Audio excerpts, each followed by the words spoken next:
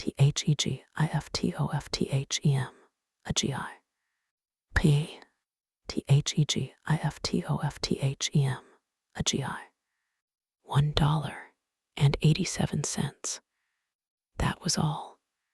She had put it aside, 1 cent, and then another, and then another in her careful buying of meat and other food. Della counted it 3 times, $1.87, and the next day would be Christmas. There was nothing to do but fall on the bed and cry. So Della did it, while the lady of the home is slowly growing quieter. We can look at the home. Furnished rooms at a cost of $8 a week. There is lit. TLE, more to say about it. In the hall below was a letterbox too small to hold a letter. There was an electric bell, but it could not make a sound. Also, there was a name beside the door. Mr. James Dillingham Young. 10HENRY. When the name was placed there, Mr. James Dillingham Young was being paid $30 a week. Now, when he was being paid only $20 a week, the name seemed too long and important. It should perhaps have been Mr. James D. Young. But when Mr. James Dillingham Young entered the furnished rooms, his name became very short indeed. Mrs. James Dillingham Young put her arms warmly about him and called him Jim. You have already met her. She is Della. Della finished her crying and cleaned the marks of it from her face. She stood by the window and looked out with no interest. Tomorrow would be Christmas Day, and she had only $1.87 with which to buy Jim a gift. She had put aside as much as she could for months. With this result, $20 a week is not much. Everything had cost more than she had expected. It always happened like that. Only $1.87 to buy a gift for Jim. Her Jim. She had had many happy hours planning something nice for him. Something nearly good enough. Something almost worth the honor of belonging to Jim. There was a looking glass between the windows of the room. Perhaps you have seen the kind of looking glass that is placed in $8 furnished rooms. It was very narrow. A person could see only a little of himself at a time. However, if he was very thin and moved very quickly, he might be able to get a good view of himself. Della, being quite thin, had mastered this art. Suddenly, she turned from the window and stood before the glass.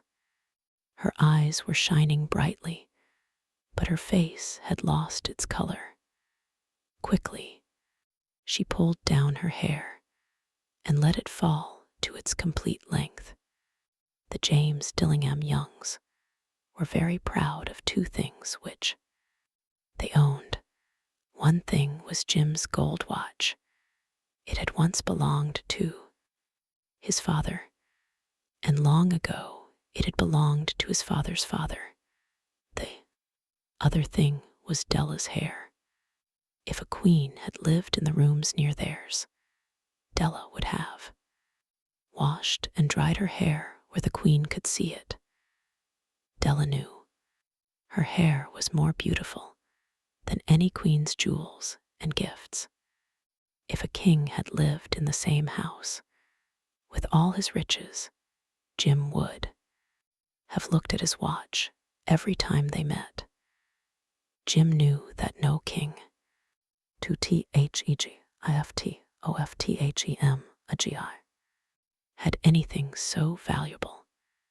So now Della's beautiful hair fell about her, shining like a falling stream of brown water. It reached below her knee.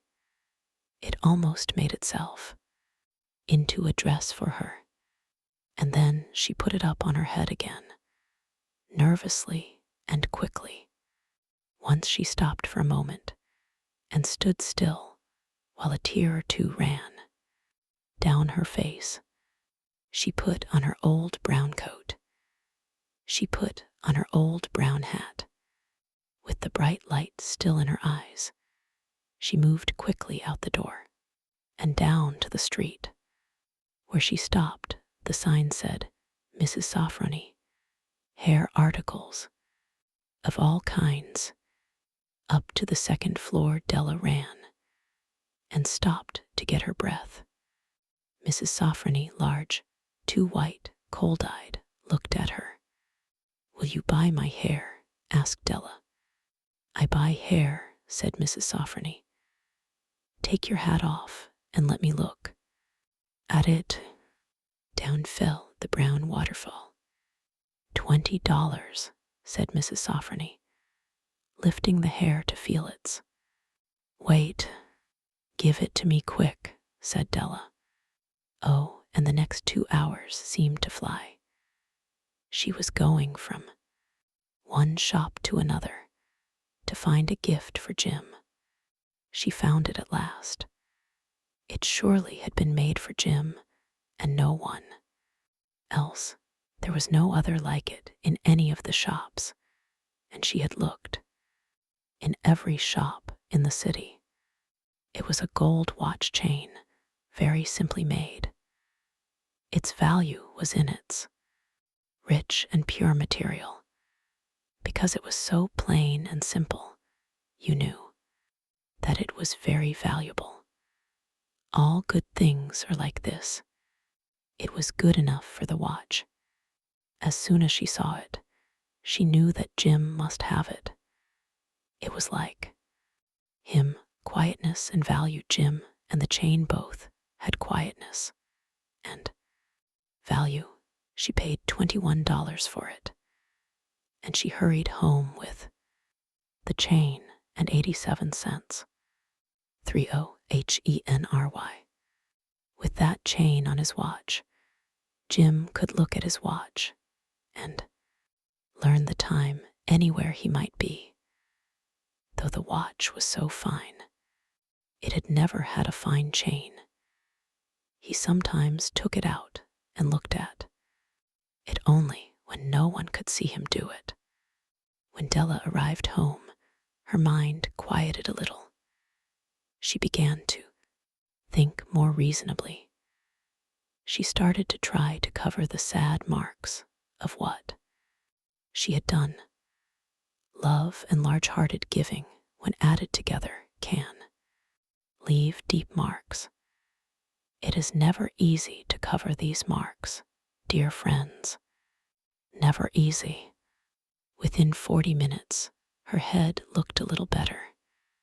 With her short hair, she looked wonderfully like a schoolboy. She stood at the looking glass for a long time.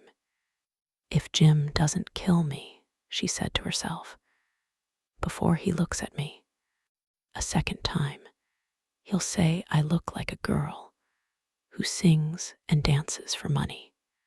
But what could I do? Oh, what could I do with $1.87? At 7, Jim's dinner was ready for him. Jim was never late. Della held the watch chain in her hand and sat near the door where he always entered.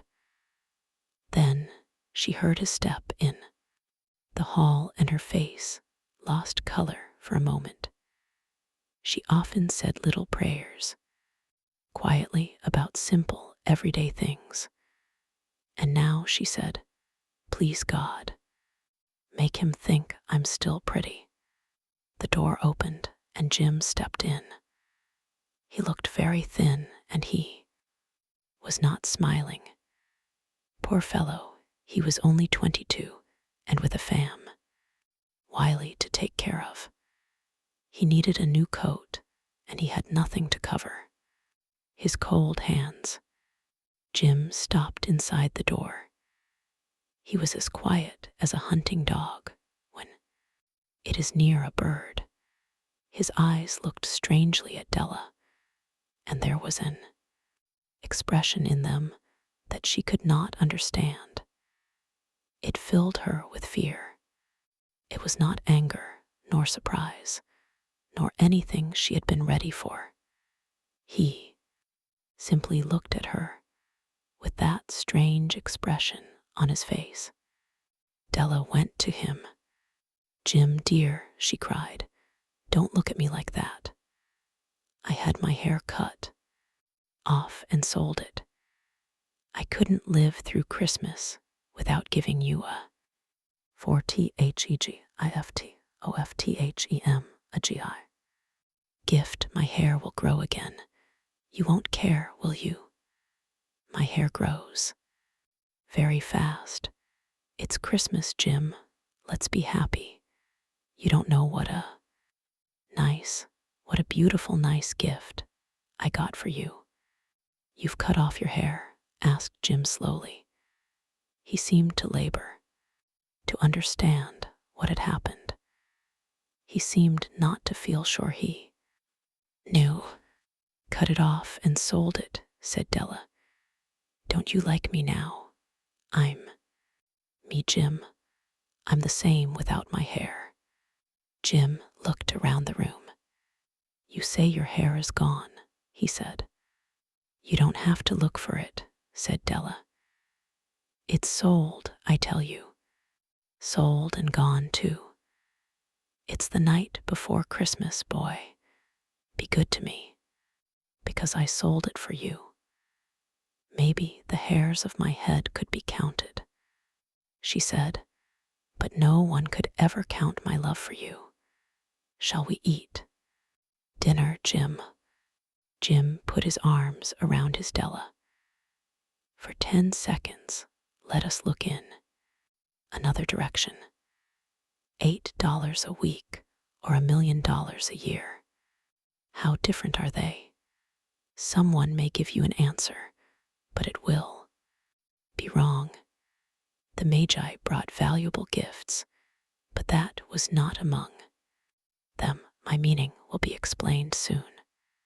From inside the coat, Jim took something tied in paper. He threw it upon the table. "I want you to understand me, Dell," he said.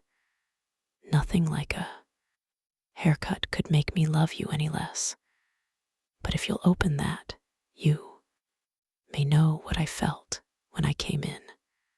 White fingers pulled off the paper, and then a cry of joy, and then a change to tears.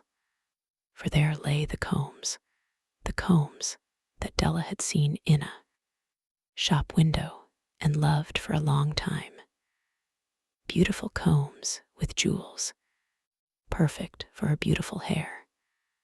She had known they cost too much for her to buy them. She had looked at them without the least hope of owning them, and now they were hers, but her hair was gone.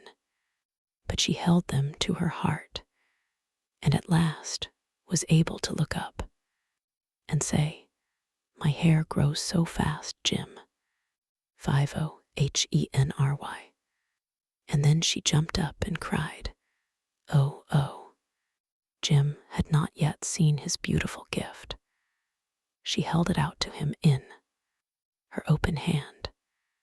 The gold seemed to shine softly as if with her own warm and loving spirit. "Isn't it perfect, Jim? I hunted all over town to find it. You'll have to look at your watch 100 times a day now. Give me your watch. I want to see how they look together." Jim sat down and smiled. "Della," said he, "let's put our Christmas gifts away and keep them a while. They're too nice to use now. I sold the watch to get the money, to buy the combs, and now I think we should have our dinner. The Magi, as you know, were wise men, wonderfully wise men, who brought gifts to the newborn Christ child. They were the first to give Christmas gifts.